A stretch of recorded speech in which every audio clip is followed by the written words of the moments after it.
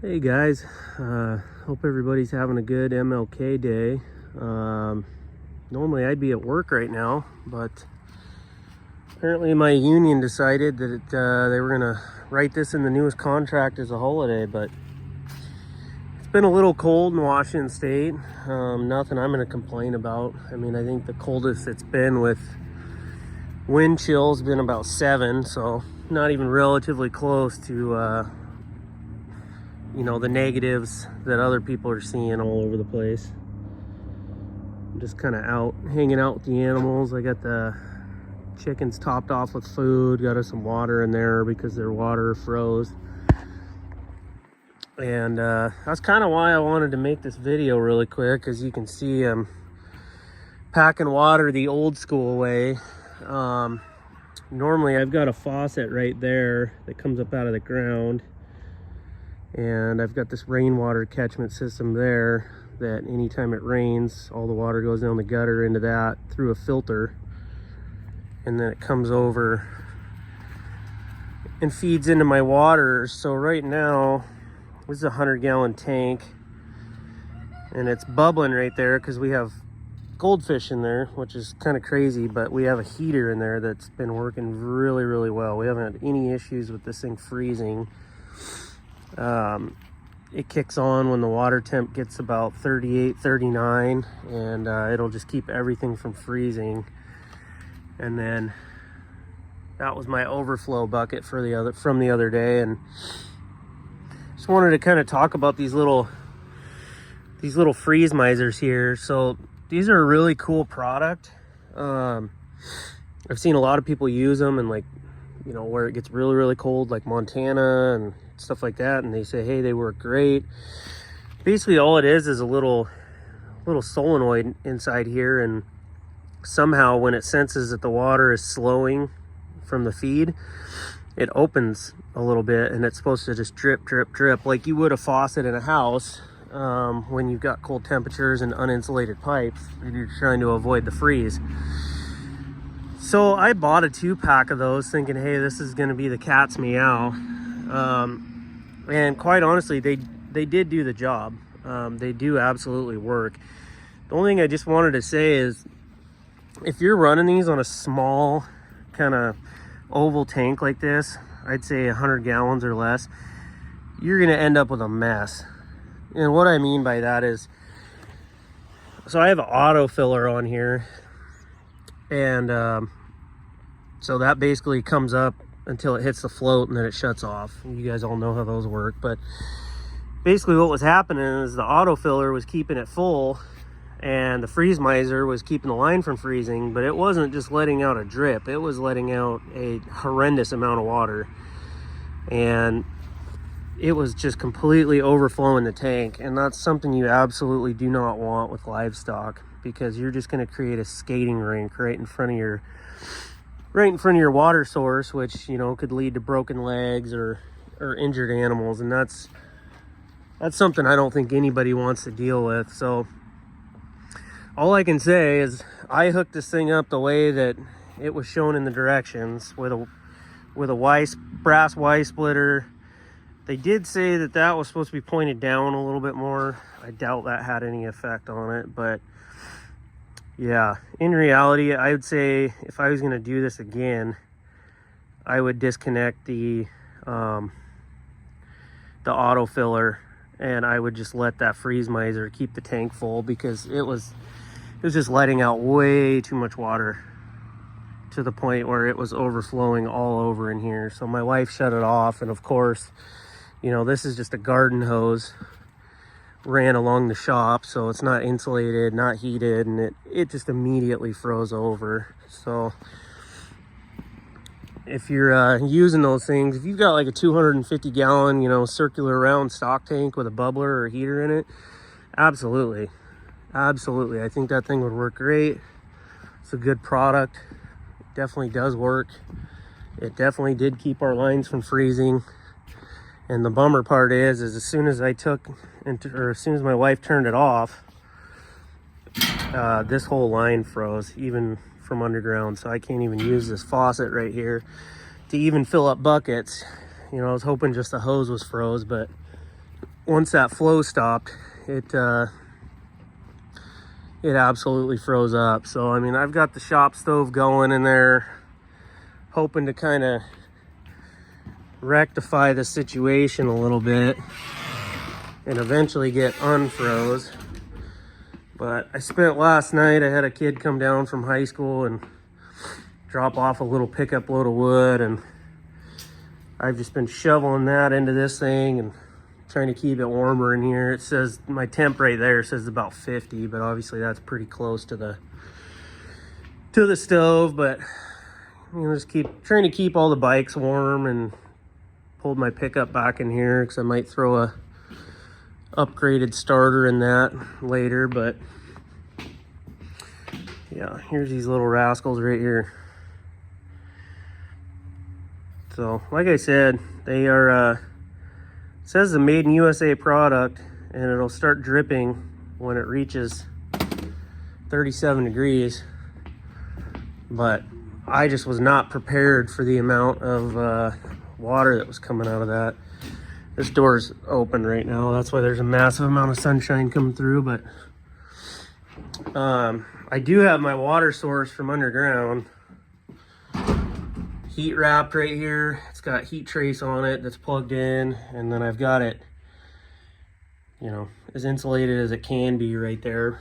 But it just not good enough. Luckily, we haven't had any issues with our house freezing. I mean, no issues at all. So I'm really happy with that. That's about all a guy can ask for, really, is not having any issues like that. But yeah, if you decide to dip into the freeze miser market, just make sure you know what you're getting into. I thought it was going to be kind of a gentle drip, you know, and just drip, drip, drip. And I thought, hey, that, you know, if we're wasting a little water, that's not too big of a deal. But in my eyes, it was dramatically way more than that. And I just didn't want to create a skating rink. And these little hair sheep are pretty sure-footed. But hey, sister.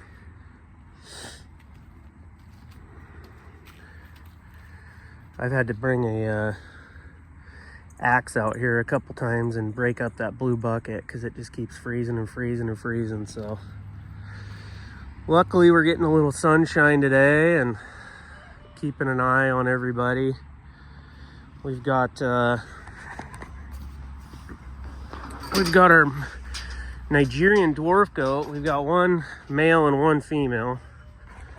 These were something that I never really wanted. I mean, I know they're cute, but wasn't really my thing. I like the sheep because we like to eat the lamb, the males, and then we usually just keep the females to repopulate the herd, and then when we end up getting too many females, we just sell them. But we've got this little girl.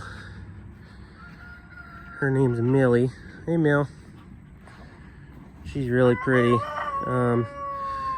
She's definitely pregnant as far as I can tell. So got a bunch of our little mini Hereford calves out here grazing. Put a round bale in here the other day and they're just absolutely destroying it. There's our Nigerian male. That's Jerry. The sheep get a little gun shy when they come out here. Hey, mama. Hey, pretty girl.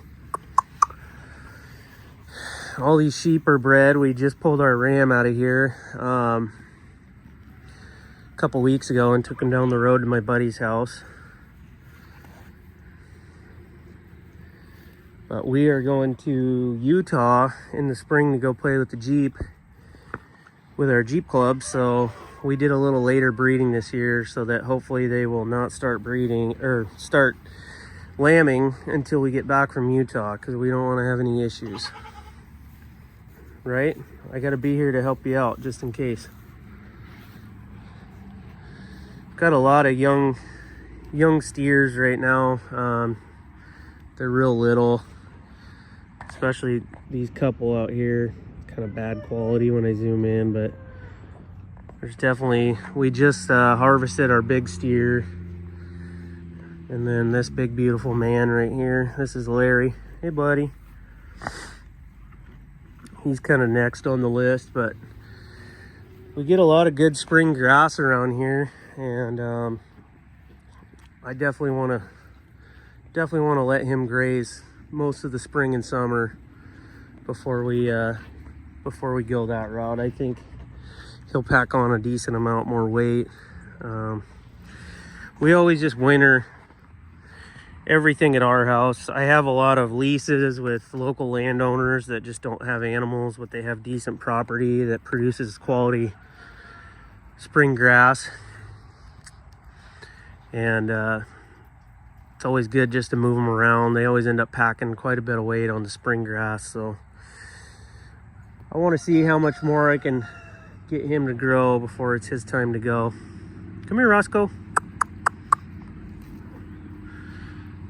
Hey, buddy. Hey, buddy. This is our only male Katahdin that we have right now. And he's probably 3 years old now. He's the only one my wife would not let me butcher because he's just such a sweetheart. So he's just kind of our resident pet. He's practically a dog. And all these other little ones, these are lambs from this last year that we ended up keeping and then breeding back. So it's gonna be a fun year. We'll have quite a few lambs hit the ground. Unfortunately, no calves this year.